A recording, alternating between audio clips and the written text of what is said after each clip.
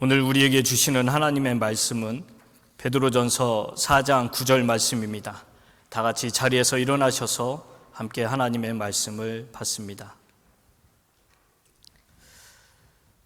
함께 읽습니다. 불평 없이 서로 따뜻하게 대접하십시오. 아멘. 네. 여러분, 그 접대라는 말, 대접을 거꾸로 하면, 반대로 하면 접대죠. 그 대접이라는 말이 무슨 뜻인지 찾아보니까 손님을 맞아서 시중 드는 것, 손님을 맞이해서 시중을 드는 게 대접이고 접대라는 거예요. 여러분, 우리가 시중은 누가 하나요? 종이 하는 거죠.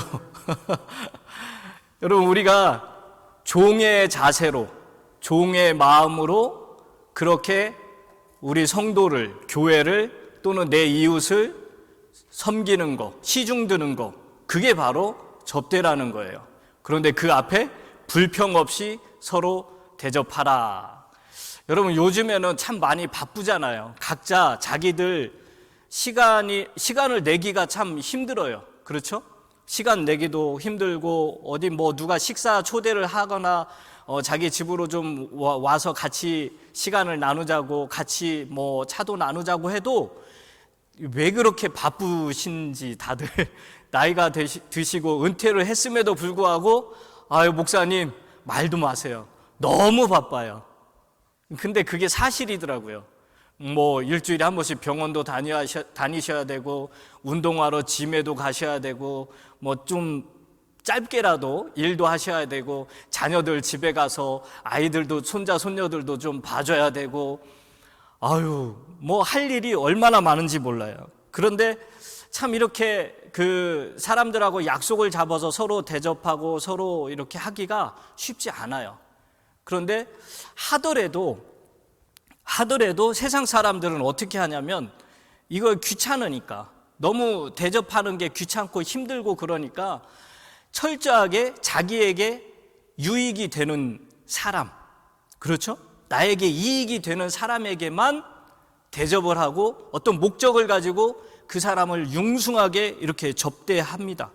그런데 오늘 성경 말씀에 보니까 성도들은 어떻게 해야 되냐면, 불평 없이 서로 그냥 아무런 대가 없이 서로 대접을 하라고 그렇게 말씀을 합니다.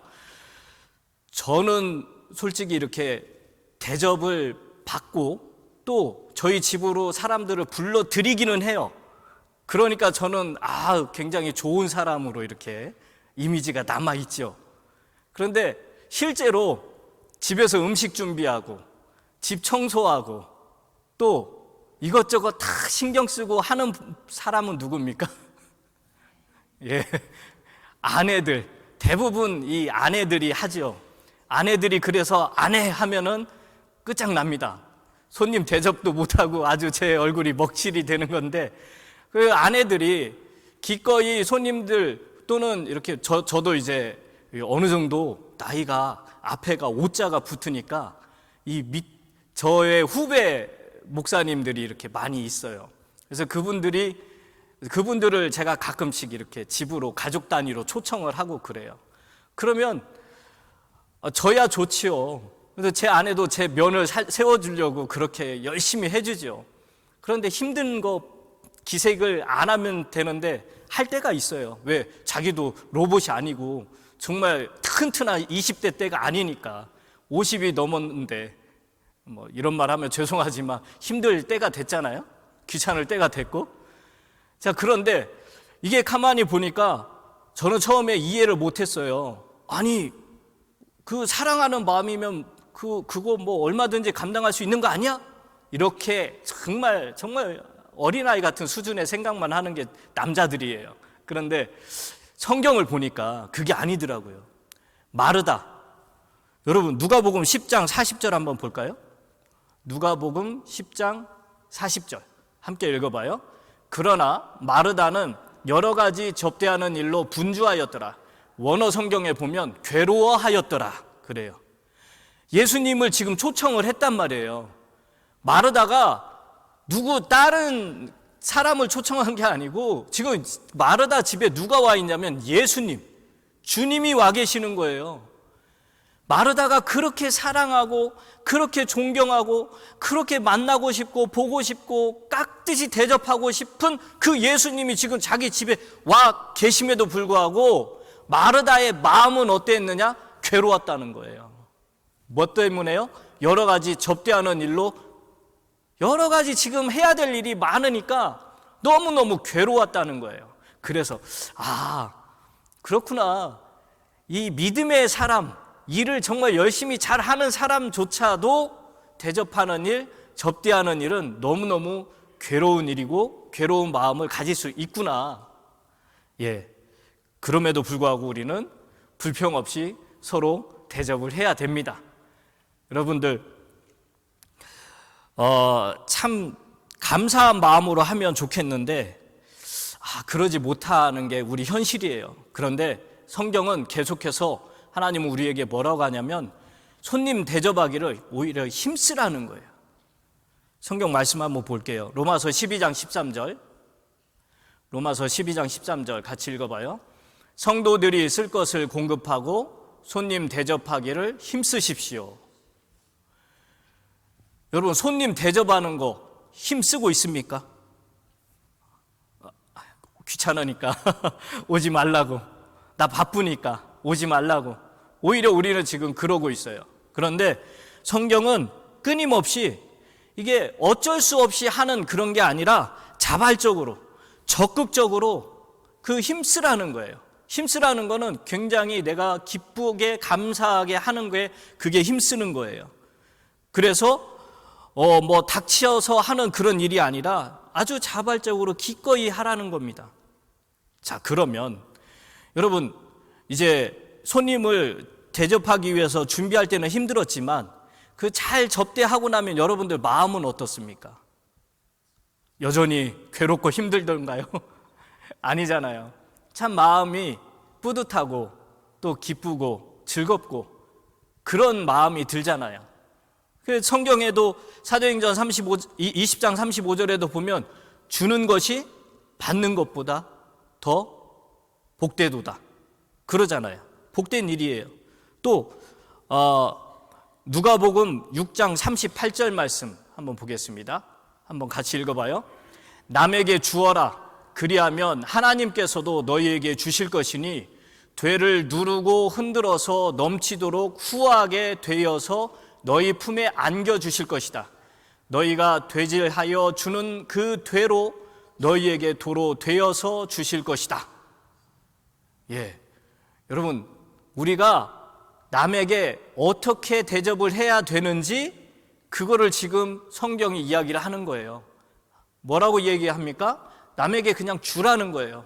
그런데 어떻게 줘야 되냐면 근데 이제 남에게 주잖아요. 그러면 누가 줘요? 바로 하나님께서도 너희에게 주실 것이다 그래요. 하나님께서 우리에게 주시는 방법 중에 하나가 내가 남에게 잘 베풀고 주면 그 방법대로 주시겠다는 거예요. 근데 아주 구체적이에요. 너희에게 주실 것이니 되를 누르고 흔들어서. 여러분, 되가 뭔지 알죠? 쌀 가게, 그렇죠. 쌀을 이렇게 딱 푸는 그 네모난 거, 그게 되죠, 돼. 그래서 이렇게 해서 딱 해서 쌀을 장사하시는 분들은 기가 막히게 그걸 어떻게 거기서도 이렇게 싹 어떻게 빼가지고 이익을 남긴다고 하던데, 어쨌든 그렇게 하면 안 되고 그 사랑을 주되 남에게 베풀되 대접하되 어떻게 해요? 되를 쫙 흔들어서 가득가득 채우라는 거예요. 그렇게 해서 넘치도록 후하게 그렇게 대접을 하래요. 그게 우리가 손님을 대접하는 방법이에요. 그런 우리의 손님이나 우리 믿음의 형제 자매들에게 접대하는 마음의 자세입니다. 그렇게 하라는 거예요. 아낌없이 넘치게 후하게.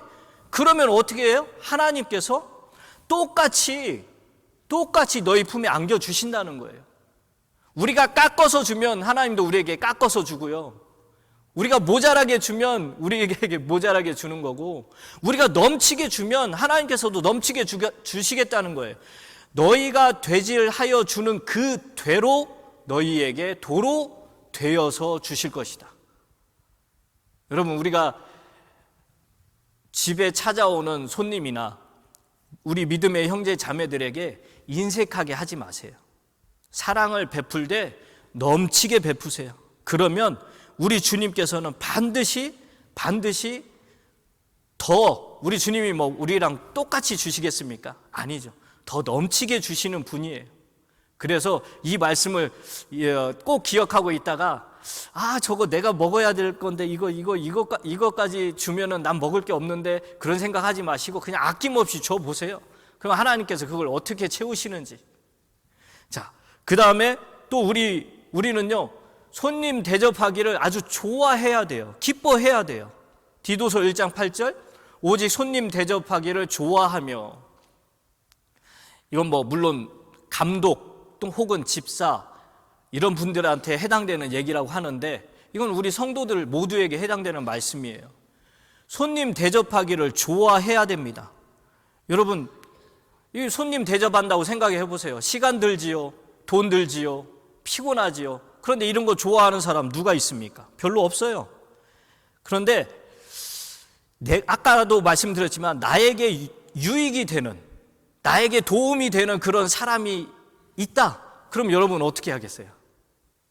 어떻게든 전화해가지고 나하고 만나주세요. 내가 근사한 데 가서 좋은 걸로 대접을 딱 해드릴게요. 제발 나 좀 만나주세요. 여러분 그렇게 하실 거예요, 안 하실 거예요? 안 해요? 아쉬운 게 없어요? 그래서 저한테 전화를 안 하십니까? 그게 아니고 여러분들 생각을 해보시라고요. 정치인들이나 유명인들, 그런 사람들 만나고 싶어가지고 얼마나 자기에게 유익이 되는 사람이다 생각하면 얼마나 귀찮게 그 사람들을 쫓아다니고 전화하면서 제발 나 좀 만나달라고. 여러분, 이해관계가 없다 할지라도 우리는 누군가에게 대접하는 거, 그거 정말 좋아해야 돼요. 그게 그리스도인의 기본 마음 자세예요. 그리고 이제 히브리서 13장 2절 말씀을 함께 보겠습니다. 나그네를 대접하기를 소홀히 하지 마십시오. 어떤 이들은 나그네를 대접하다가 자기들도 모르는 사이에 천사들을 대접하였습니다. 이런 말씀이 성경에 있어요? 그런데 원래 나그네를 대접하기를 소홀히 하지 마십시오, 이 부분은 이제 원어 성경에 보면 잊지 마세요 그래요. 잊어버리지 말라는 거예요. 나그네를 대접하는 거를 잊지 말래요. 손님 대접하기를. 우리는 잊지 않아야 된다는 거는 마음에 간직하고 늘 그걸 해야 된다는 겁니다. 이건 뭐 내가 해야 될 일이 아니야. 이거는 뭐 좀 교회 오래 다니고 능력 있는 그런 사람들이, 형편이 되는 사람들이 하는 거지 내가 하는 게 아니야 하고 그냥 딱 잊어버리는 게 아니라 잊지 말라는 거예요. 잊지 말고 소홀히 하지 말고 하라는 겁니다. 여러분, 어떤 이들은 나그네를 대접하다가 자기들도 모르는 사이에 천사들을 대접했대요. 여러분 성경에서 이런 사람 기억나세요? 예. 롯을 말씀하신 분이 계셨어요. 그 로또를 맞을지어다. 여러분 롯이 그랬어요. 그리고 아브라함도 그랬죠. 아브라함도. 근데 삼손의 부모도 뭐 마노아, 그런 사람들도 그랬고, 천사들을 대접한 사람들이 있어요. 부지 중에. 그 사람들이 천사인지도 모르죠. 왜? 다 남자의 모습으로 하고 나왔으니까. 그러니까 천사를 대접을 했는데, 또 어떤 사람들은 천사뿐만이 아니라 그냥 뭐 나그네고 도움을 필요로 하는 사람들에게 도움을 줬어요. 그랬더니 그 사람을 통해서 내가 구원받고 내 가족이 살아나는 그걸 경험한 사람들도 있잖아요. 그런 사람들, 기생 라합도 그랬고 또 롯도 그랬잖아요. 그런 일들이 있습니다. 근데 여러분들, 우리 주변에 누군가가 지나가다가 도와달라고 해요. 근데 내가 만약에 그 사람을 냄새나, 오지 마세요 하면서 내가 안 도와줬어요. 그런데 천국 가서 올라가 보니까 어머머머, 그 사람이 내 앞에 나타난 천사였어요. 또는 내가 지나가다가 그냥 저 사람 왜 저러고 살아? 하면서 좀 불쌍한 생각이 막 들고 하나님 내가 오늘은 저분을 도와야 되겠네요 하면서 그냥 가면서 그 긍휼히 여기는 마음으로 도왔어요. 그랬는데 천국 가서 보니까 어머머머 웬일이야, 이 사람이 천사였어요. 이렇게 부지불식간에 내가 손님 대접하기를 혹은 내 주변에 있는 사람들을 대접하는 것을 잊지 않고 도와줬더니 천사들을 대접하는 경우가 있고 천사들을 대접하지 않은 경우들도 있을 수 있다라는 거예요. 그래서 저와 여러분들은 기회가 되거나 기회가 되지 않거나 어떤 상황이라 할지라도 부지런히 열심히 성실하게 잊지 않고 자발적으로 대접하는 거, 접대하는 거, 그 일을 놓쳐서는 안 됩니다. 그리고 오늘 이제 말씀을 보면 뭐라고 나와 있냐면 불평 없이 서로 따뜻하게 대접하십시오. 여러분, 일을 하다 보면 왜 불평이 안 나옵니까? 일을 하다 보면 왜 그냥 마냥 기쁘게 할 수 없는 거예요. 아까도 얘기했지만 예수님을 모셔놓고도 마르다는 괴로웠대잖아요. 괴로웠대요. 예수님 서브하는 거 너무 괴로웠다는 거예요. 그리고 주변 사람들이 안 도와준다고 너무너무 괴롭고 짜증이 났다는 거예요. 예, 맞습니다. 사랑이 없는 마음 또는 이게 일이라고 여기잖아요. 그러면 그것처럼 불편한 게 없어요. 그런데 성경은 불평 없이 서로 따뜻하게 대접하십시오. 자, 여기에서 불평 없이도 필요하지만 서로라는 단어를 여러분 꼭 기억하셔야 돼요. 서로라는 단어. 나는 이제 대접만 받는, 여러분 생각해 보세요. 친구들을 만나는데 밥을 맨날 나만 사, 커피를 맨날 나만 사. 그러면 그 친구 만나요, 안 만나요? 그 다음부터 안 만나잖아요. 기브 앤 테이크가 있어야 되잖아요. 거기에서도 서로 주거니 받거니가 있어야 거기에 친구 우정도 거기에서 이렇게 좀 돈독해지고 그러는 거예요. 교회도 마찬가지입니다. 여러분들이 봉사하는 거요, 교회에서 참 수고하고 애쓰는 거, 특히 우리 한인교회는 이 점심 때문에, 우리 교회는 그나마 좀 나은 편이지만 다른 교회도, 한국 교회도 마찬가지고요, 얼마나 이것 때문에 시끄럽고 힘든지 몰라요. 하시는 분들만 하고 안 하시는 분들은 절대 안 해요. 이것 때문에 하시는 분들도 불평하고 괴롭고, 안 하는 분들은 먹으면서 드시면서 조금 따끔따끔하고 막 그런 이야기들을 많이 들었어요. 여러분, 근데 서로 따뜻하게 대접을 해야 됩니다. 하시는 분들은 기꺼이 즐겁게 감사하면서 해야 되고요, 또 받는 분들도 감사하면서, 너무너무 감사하면서 그렇게 받아야 되고, 다음에 또 내 차례가 오면 기꺼이 즐겁게 그렇게 하셔야 되는 겁니다. 여러분, 성도들을 대접하는 거요, 이거 내 일이 아니에요. 주님의 일이에요. 성경 말씀 한번 보겠습니다.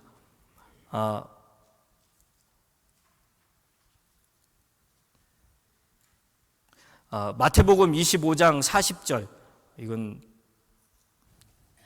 마태복음 25장 40절. 내가 진정으로 너희에게 말한다.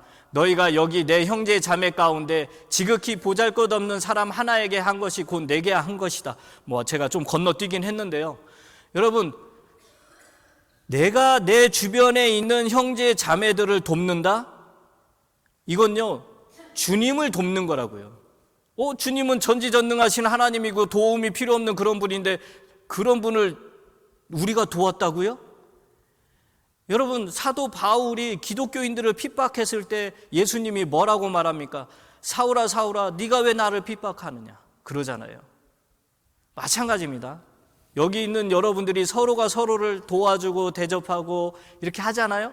그러면은 그게 바로 주님을 도와드리고 주님을 접대한 거예요. 그렇기 때문에 불평이 없이 하는 게 좋은 거고 서로 하는 게 좋은 거예요. 왜? 내가 이 옆에 사람을 도와주고 접대하면 바로 내가 주님을 접대한 거기 때문에 그렇습니다. 제가 처음에 접대는 손님을 맞이하여 내가 시중을 드는 거라고 그랬잖아요. 옆에 있는 사람에게 내가 시중을 들게 되면 그게 뭐예요? 주님께 내가 시중을 드는 거예요. 그럼 절대 잊어버리면 안 됩니다. 그리고 이제 어떤 분들은 그래요. 목사님, 형편과 처지가 좀 넉넉하고 여유가 있고 그래야 다른 분들을 부르고 또 그런 분들을 대접하는 거 아닙니까? 저는 그런 형편과 처지가 안 되기 때문에 못해요. 아니에요. 뜻이 있는 곳에 길이 있다고 그랬잖아요. 여러분, 길은 누구예요? 예수님이잖아요. 예수님께서 우리가 손님을 대접하고 접대하겠다는 그런 뜻만 있으면 우리 주님이, 길 대신 주님이 그걸 알아서 해결해 주시겠다는 거예요. 저는 지금 이제 그 목사님이 은퇴하신 목사님인데 이분의 이야기를 들었어요. 간접적으로. 직접 들은 건 아니지만 이분은 교회를 개척하시고 시골에서 하시다가 이제 좀 도시로 나와가지고 또 교회를 개척을 하셨는데 정말 무슨 성도들이 어디 있어요? 개척교회. 그런데 성도들이라고 오시는 분들이 누구냐? 다들 고등학생들, 대학생들 다 자취하고 시골에서 올라와가지고 오갈 데 없는 그런 학생들이 그냥 와가지고 무슨 헌금을 하고 무슨 헌신을 하겠습니까? 그런데 이 목사님이 그냥 무조건 웰컴, 주님이 알아서 해결해 주신다 했는데 이게 웬일입니까? 그분들이 개척교회를 하는데 무슨 돈이 있어요? 그런데도 그 청년들이 와서 참 염치가 있으면 좋은데 염치가 없잖아요. 배가 고프니까. 그래서 그 청년들, 학생들이 와서 목사님 댁 그 교회 냉장고 문 열고 먹을 거라는 거는 그냥 다 꺼내서 먹고 또 그 교회든 아니면 목사님 때 거실에서든 그냥 기타 치고 찬양하고 놀다가 여기가 내 집이다 하고 그냥 확 누워서 자고, 그러면 바닥을 또 따뜻하게 해줘야 되니까 기름 보일러 막 돌려야 되고. 여러분, 그런데 그분이 그거를 빚지고 한 게 아니에요. 교회도 새로 지으면서 손수 지어가면서 그 청년들을 다 먹여가면서 재워가면서 그 모든 일을 감당했다는 거예요. 그래서 와, 정말 대단합니다. 어떻게 하셨어요? 아니, 정말 기적같이 주님이 때에 따라서 다 공급하셔가지고 그 청년들을 먹이고 재우면서 이 모든 교회들을, 이 모든 일들을 할 수가 있었다고. 여러분, 그 목사님이 그 학생들을 향한 비전을 품고 있으니까, 그 뜻을 가지고 있으니까, 그리고 순종을 하니까 어떻게 됩니까? 뜻이 있는 곳에 길이 있다고 길 대신 주님께서 그 모든 환경과 여건을 다 조성해 줘서 그 사명을, 그 사역을 완수하게 하신 거예요. 결국 그 목사님이 그런 사역들을 다 하시다가 리타이어까지 하셨어요. 여러분, 우리 예수님이 한 달, 두 달만 도와준 게 아니라고요. 그분이 리타이어 할 때까지 도와주신 거라고요. 놀라운 기적입니다. 우리가 순종하겠다는, 내가 여러 사람들을 돕겠다는, 또 성도들을 섬기겠다는, 접대하겠다는 그런 마음만, 그런 뜻만 있으면, 거기에 순종만 하시면 나머지는 누가 하신다고요? 주님이 하십니다. 그래서 저와 여러분들, 마태복음 25장 40절 아까 읽었고요. 그 다음에 로마서 16장 23절을 한번 보겠습니다. 같이 읽어봐요. 나와 온 교회를 접대하는 자 가이오도 여러분에게 문안합니다. 그래요. 여러분, 가이오라는 사람이 있어요. 근데 이 사람을 한 문장으로 바울이 딱 많은 사람 앞에 소개를 해요. 뭐라고 소개합니까? 나와 온 교회를 접대하는 자. 이 가이오가 바울만 접대한 게 아니에요. 온 교회를 접대하는 자래요. 얼마나 많은 물질이 필요하고 얼마나 많은 노력이 필요했을까요? 그런데 사도 바울은 가이오를 많은 사람들 앞에 소개하면서 나와 온 교회를 접대하는 자 가이오. 저는 개인적으로 저와 여러분들이 저 문장이 여러분들의 이름 앞에 있기를 소망합니다. 아멘이 여기서 크게 나와야 돼요. 여러분들 한국 사람들은 그거 되게 좋아하잖아요. 돌아가시고 나서 무덤에 비석 세우고 그 비석에다가 뭔가가 이렇게 착 쓰여지기를 원하잖아요. 아, 저 문장도 참 좋다. 저는 그 생각을 해봤어요. 그래서 여러분들의 묘비 비석 앞에 어떤 이름이 쓰여지면 어떻게 여러분들의 이름을 수식하는 문구가 들어가면 좋을지 한번 생각을 해보시고, 여러분, 목사님 나도 저걸로 해주세요 하면 제가 써드릴게요. 근데 저걸로 쓰는 것 정도로 끝나는 게 아니라 정말 여러분들이 매주 매일